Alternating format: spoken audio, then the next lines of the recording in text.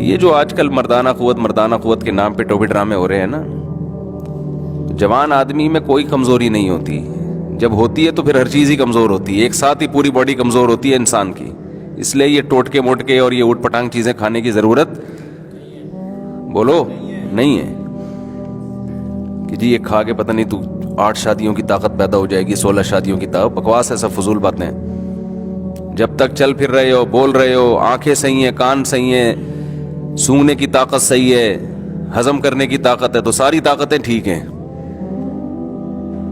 جب کمزور ہو گئے تو ایک ساتھ ہی ہو گئے سارے، سب کچھ، ساری کمزوریاں ایک ساتھ ہی پیدا ہوتی ہیں. تو جب تک باقی باڈی ٹھیک ہے تو باقی بھی ٹھیک ہے.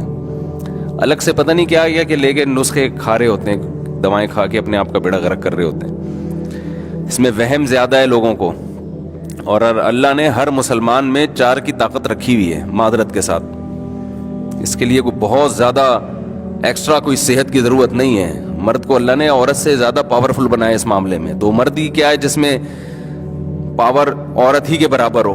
ایک عورت کے لیے ایک مرد کافی ہے، تو ایک مرد کے لیے بھی ایک عورت کافی ہے. تو دونوں میں کوئی فرق ہوا پھر؟ تو آدمی کس بات کا ہے بھائی تو؟ باقی کریں نہ کریں وہ آپ کا ہیڈیک ہے، وہ میں الگ ٹاپک ہے. وہ تو میں پھر سوسائٹی کی جو ضرورت ہے، معاشرے کی ضرورت ہے، بیوہ طلاق یافتہ، وہ تو میں اس پہ بات کرتا رہتا ہوں. لیکن یہ جو آج کل ہے نا کہ کمزوری، یہ ایسے نہیں ہے ایسے جیسے لوگوں نے سمجھ لیا ہے. سب صحت مند ہی ہیں.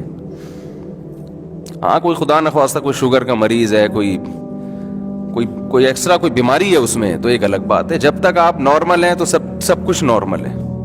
اس کے لیے حکیموں کے پاس، جو جعلی حکیم ہوتے ہیں نا، ان کے پاس مت جایا کرو، وہ بیڑا غرق کر دیں گے. جو پراٹھے ہضم کر رہے ہیں نا، روٹی ہضم کر رہا ہے، گوشت ہضم کر رہا ہے، تو اس کا مطلب صحیح ہے، پھر ٹھیک ہے. باقی نفسیاتی مسائل ہوتے ہیں لوگوں کے ساتھ، اس کو وہ، اب ایک آدمی کو غلط کاریوں کی عادت پڑ جائے. لوط علیہ السلام کی قوم کو لڑکوں سے بدفعلی کی عادت پڑ گئی تھی، تو ان کی عورت میں رغبت ختم ہو گئی، بیوی میں رغبت ختم ہو گئی. تو یہ جسمانی بیماری نہیں تھی، یہ روحانی بیماری تھی. اس کا علاج کوئی دوائیں نہیں ہے. اس کا علاج ہے کہ جو گندگی تم نے عادت ڈالی ہے اس عادت کو چھوڑو، تو پھر اللہ حلال میں رغبت پیدا کرے گا. تو جو زانی لوگ ہیں، زنا کرنے والے، بدکاریاں کرنے والے، غیر عورتوں میں دلچسپی لینے والے، ان کی گھریلو لائف بہت خراب ہو جاتی ہے. تو وہ جسمانی بیماری نہیں ہے، وہ مینٹلی ڈسٹرب ہوتے ہیں. وہ ان کو روز آنا کچھ نیا چاہیے، عیاشی ان کی مزاج کا حصہ بن جاتی ہے.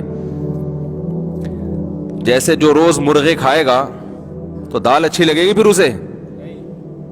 تو بیلنس ہے نا، کبھی مرغا کھا لیا، کبھی دال کھا لی. اب آپ روزانہ ہی مرغے پھوڑتے رہو گے تو مر جاؤ گے آپ.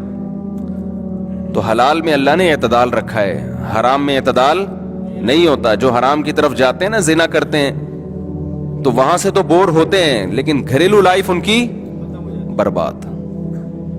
بے حیائی کا سب سے بڑا اثر یہ پڑتا ہے کہ اس کی اپنی جو بیوی بچوں کی زندگی ہے وہ تباہ و برباد ہوتی ہے.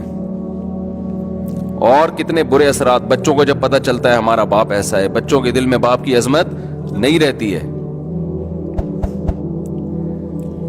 آپ کہتے ہیں نہ رہے عظمت تو کیا ہوگا؟ بھائی آگے آپ کا بڑھاپا بھی آ رہا ہے. ابھی اولاد کو آپ کی ضرورت ہے، کل آپ کو اولاد کی ضرورت ہے، اور بہت جلد ہے. بڑھاپا کوئی ٹائم نہیں لگتا. کراچی میں تو اور جلدی آتا ہے. جو غذائیں کھا رہے ہیں نا، یہ جو حدیث میں آتا ہے نا، جوانی کو بڑھاپے سے پہلے غنیمت سمجھو، تو یہ صحابہ کے بڑھاپے کی بات ہو رہی ہے. ہم لوگ کا جو ہے بہت جلدی آ جاتا ہے. ہمیں تو ابھی سے غنیمت سمجھنا شروع کر دینا چاہیے. دیکھو 63 سال کی عمر میں رسول اللہ صلی اللہ علیہ وسلم کے چند بال سفید تھے، چند بال. صحابہ کہتے ہیں گنے جا سکتے تھے. یہ صحتیں تھیں اس زمانے میں. آج 40 سال کے بعد آدھا سر سفید ہو جاتا ہے. ہوتا ہے کہ نہیں ہوتا؟ 40 سال کے بعد ہی یہاں درد وہاں درد. آج میں صبح اٹھا ہوں تو میری گردن ادھر کو مڑ رہی تھی، ادھر مڑ نہیں رہی تھی. بڑی مشکل سے موڑی ہے میں نے. تھوڑا سا تکیہ آڑا ترچھا ہو جائے تو صبح بندہ بھی آڑا ترچھا ہوتا ہے. یہ تو صحتیں آج کل.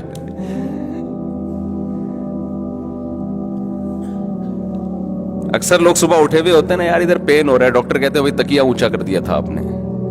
تو پہلے بھی لوگ آڑے ترچھے سوتے تھے، اینٹوں پہ سو جاتے تھے. اب تھوڑی سی آڑے ترچھے ہوئے اور آپ کی باڈی کا فرما کیا ہو گیا, وہ بھی اسی حساب. اس کو سیٹ کرنے میں کتنا الٹی, یعنی اب اس کروٹ پہ سو آپ اسی اسٹائل میں, تاکہ بیلنس برابر ہو جائے.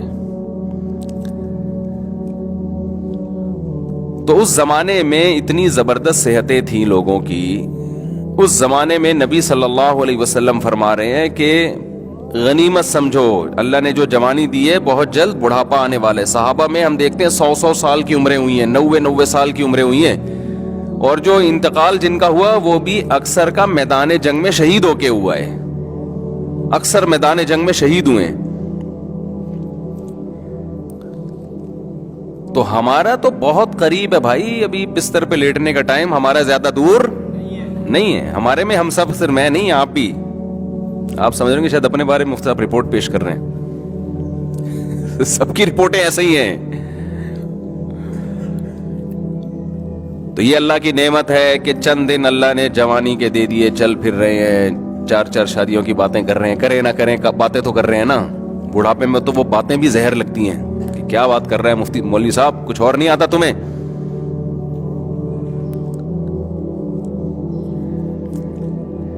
اور تیسری چیز نبی نے فرمایا فراغ کا قبل شغلق.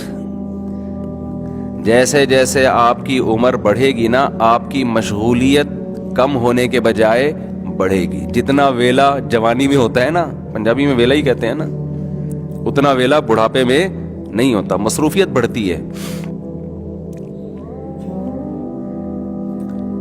لوگ ہمیں کہتے ہیں پہلے تو آپ بڑے آرام سے مل لیا کرتے تھے, آج کل شارٹ ہی رہتے ہیں مارکیٹ سے. بھائی پہلے مصروفیت کم تھی, اب کیا ہے, پرانے دوست ہیں نا.